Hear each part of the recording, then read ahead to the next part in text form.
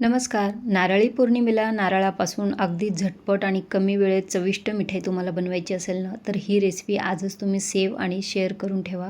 म्हणजे पुढे जाऊन तुम्हाला ही रेसिपी लगेच मिळेल आणि त्याच्यासाठी आपल्याला जास्त काही साहित्यसुद्धा लागणार नाही आणि 1 ते 2 आठवडे ही मिठाई तुम्ही फ्रीजमध्ये ठेवून वापरूही शकता. तर इथे आपण ताजं नारळ घेतलं आहे आणि त्याचा पाठीकडचा काळा भाग काढून घ्यायचा आधी आणि छोटे-छोटे तुकडे त्याचे करून घ्यायचे आहे. आता इथे तुम्हाला ताजं नारळ वापरायचं नसेल तर डेसिकेटेड कोकोनटसुद्धा त्याचं पावडरसुद्धा तुम्ही इथे वापरू शकता. तर कट केलेला नारळ मिक्सरच्या भांड्यात घालायचा आणि ज्याप्रमाणे आपण नारळ खवून घेतो की नाही तशा पद्धतीने ते वाटून घ्यायचं आहे आपल्याला.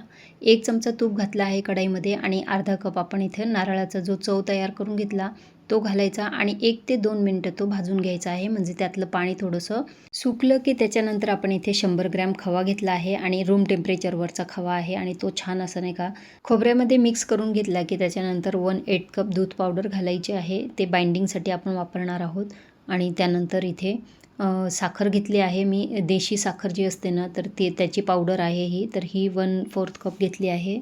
तुमच्याकडे जर ही साखर उपलब्ध नसेल तर आपली जी नॉर्मल साखर असते ना तर त्याची पावडरसुद्धा करून तुम्ही याच्यामध्ये वापरू शकता. आता पूर्ण ही साखर विरघळून जाईपर्यंत आणि मिश्रण घट्ट होईपर्यंत हे आपल्याला शिजवून घ्यायचं. शेवटी त्याच्यामध्ये वेलची पूड घातली आहे आणि मिक्स करून घ्यायचं. त्यानंतर तूप लावलेल्या ताटामध्ये मिश्रण काढून बर्फीच्या जाडीप्रमाणे ते थापून घ्यायचं आहे. वरून केशर धागे लावू शकतात आणि तुमच्या आवडीप्रमाणे कोणतेही ड्रायफ्रूट इथे तुम्ही लावू शकता. त्याला सजवून घेऊ शकता आणि याला नाही का 1 तासभर सेट होऊ द्यायचं आहे रूम टेम्परेचरवर किंवा तुम्हाला अतिघाई असेल तर तुम्ही फ्रीजमध्ये सुद्धा हे अर्धा तास ठेवून सेट करून घेऊ शकता. तयार आहे अगदी कमी वेळेत खवा नारळाची बर्फी. तर तुम्हाला आजची बर्फी आवडली असेल तर मालाच किचनला लाईक, शेअर, सबस्क्राईब आणि फॉलो देखील करायला विसरू नका आणि ही रेसिपी इतरांनाही शेअर करा. म्हणजे आता नारळी पौर्णिमेला ज्यांना मिठाई बनवायची असेल त्यांना मदत होईल. धन्यवाद.